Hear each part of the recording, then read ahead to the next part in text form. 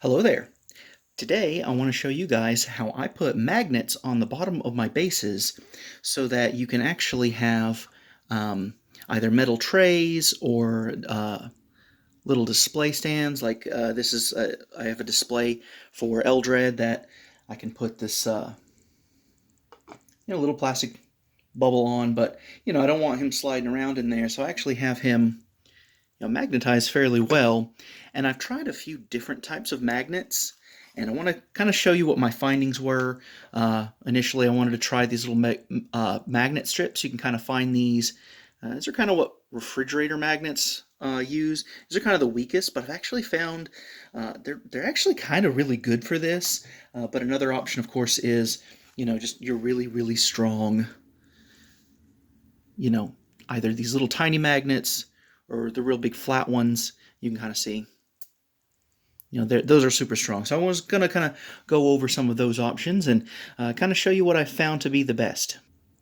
So the most important thing that I found is to have a lot of surface area, not just with the rim of your base, which is going to be touching the metal plate, but with the magnet itself. If the magnet is too much in the recess here and can't make full contact with the metal plate, you're not going to actually get as much of a hold. And that's kind of where I want to use this as an example. This is one of the strongest magnets that I have, but because I just kind of super glued it in there, and I kind of used some water to kind of really adhere that. Just fun fact, super glue and water really accelerate the bond. But because I did it flat on this bottom part of the base, it's not flush with the rim. So while it works functionally for what I need, so here's my metal plate, it doesn't slide. However, if you touched a little bit, it does kind of slide as you see.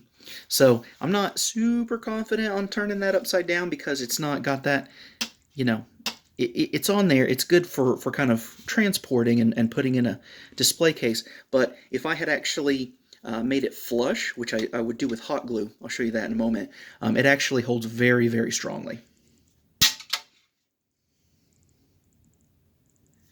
And that's actually what I've done with Eldred.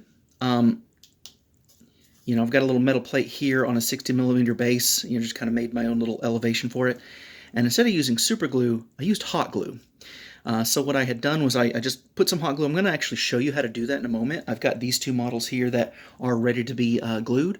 But I put the hot glue in, put the magnet in, and then actually pressed it down on the surface. And you can actually see, that's a very strong hold. So much so that I have to pick him up by the base. When I originally painted him, I painted him and his base separately. So he's just got these two contact points with his feet that are super glued onto the base. So I feel like if I pick him up here, like I'm very want to pick up models kind of by the middle of them, I feel like that will weaken cause a stress point there. So anytime I pick up Eldred, I have to do it from his base and the little ruins on it, because he's just got a really strong hold. So if you've got one of the older 40mm bases, they have these little holes, or rather like round cylinders that I think you're supposed to have drilled holes in. Way back in the day when models were metal, you would just pick the hole. They would have a peg on the bottom of the foot. You pick the hole that had the right, orientation, and just drill that out and use that. But that hole is perfect for that littler magnet that I use. And this one, I just shoved some green stuff in there and then pushed the magnet in there. And even though this is a much smaller magnet, because it is flush with it, I can turn that upside down. So again, the most important thing is to make sure that the magnet is able to be flush with the metal surface that you're attaching it to. Now this guy, because it is the smaller magnet, I think, now I gotta hit that kind of hard to get it to slide, unlike that Dragon Rider that I had a moment ago. But even a small magnet will work as long as you get it flush. And here's an example with the magnets I'm going to actually show you today. Even though this is just a refrigerator magnet and it's objectively much weaker than those rare earth magnets, because it's got more surface area, it is, I can turn that upside down.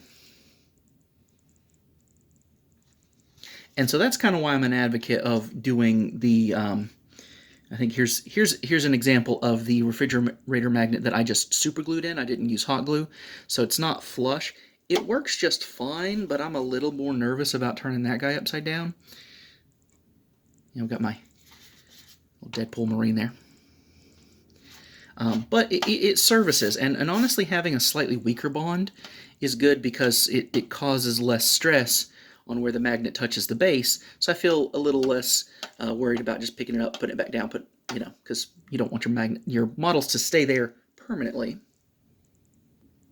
One interesting thing that I did find about the 28mm bases, which are a newer base, is that the rim on the inside of their base is actually more shallow than the 40s or the 32s. And so I just super glued this on, and it is almost flush. So that's a very, very strong hold. But again, since this guy's only got like one point of contact with his base, I do kind of still want to pick him up from, I don't want to pick him up from the top here. So let's go ahead. I think my hot glue is ready to go. Let us go ahead and put some magnets on these. And so what I've done, I just cut a little square. I recommend, if you're going to get the refrigerator magnets, don't get one that's curled up in a circle like this. Try to get ones that do sell them flat. And the reason for that is that it keeps that curve. You can kind of see the curve there. I've kind of done my best to... It's kind of rubbery. I kind of move that out because you do want this to be as flat as possible. Actually, before we do get on to actually gluing these guys on, I did want to show you kind of an option that you can do with some of these larger bases. So this has a 60mm flying stand, and I just drilled a hole in it. It didn't actually have to go all the way through. But that's got one of the smaller magnets, and because it's flush and this is a lot of surface area to create friction, But of course, since I have the magnet here, because I just magnetized the flight stands, so that at least prevents it from sliding. This is going to twist because of the magnet is on a sphere, but I can have all my other Star Wars 40K miniatures, hence this is a Land Raider, by the way. Or sorry, Land Speeder. I could have all my other units here, and that might prevent that from kind of sliding around. But, if it gets knocked around, it's pretty much going to stay there. All right, so I got my hot glue gun. It is ready. So what I want to do is I want to actually cover the entire surface here just with a thin layer because you want as much contact point as you can get. So I'm going to do that, and then since the magnets that I have are kind of rectangular, I'm just going to do a little bit of a glob right in the middle. And then you want to make sure that you're not getting that string. And then as quickly as you can, and this was my mistake, I should have taken the little adhesive sticker off first. You want to just line it up, kind of press it in, and then on a flat surface, preferably if you've got some wax paper, or, I just have like this surface on my board here, you want to push that down. And if you didn't go too crazy with the glue, it won't have anything. You can kind of see how it's got some parts that kind of stick out there. I'll either take my finger, dip it in water, or something metal, just so that you can kind of mold that and make sure that it's wet, because hot glue will stick. Just to press that down. So if you get too much overflow, if you will, but that cools very, very quickly. So that one might be ready. Let's go ahead and peel this one while we're here for the Sororitas. Get our hot glue gun. Again, we're going to just go around in little circles, make sure that it fills the whole space. Get your kind of a glob in the middle there for where it's going to be, where the most of the magnet's going to be. Kind of line that down with the sticky side. Give it a little push, and then press it down so that it is flush. And you can even just leave it there.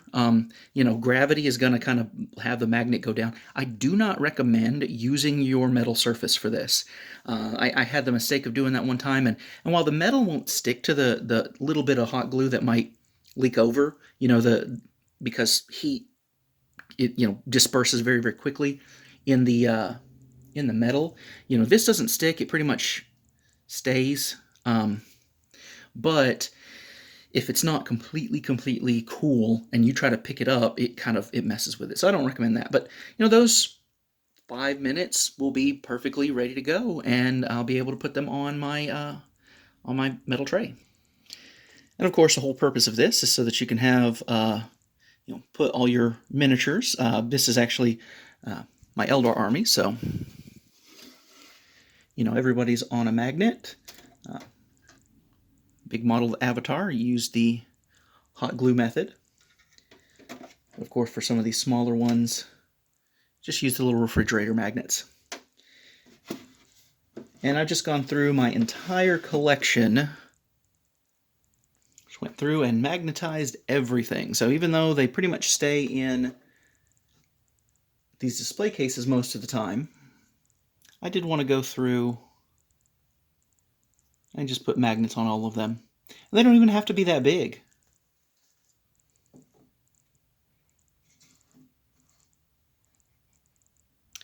Well, the video went a little bit longer than I had anticipated, but I hope you guys enjoy that little tutorial on how to magnetize your bases to display on metal trays.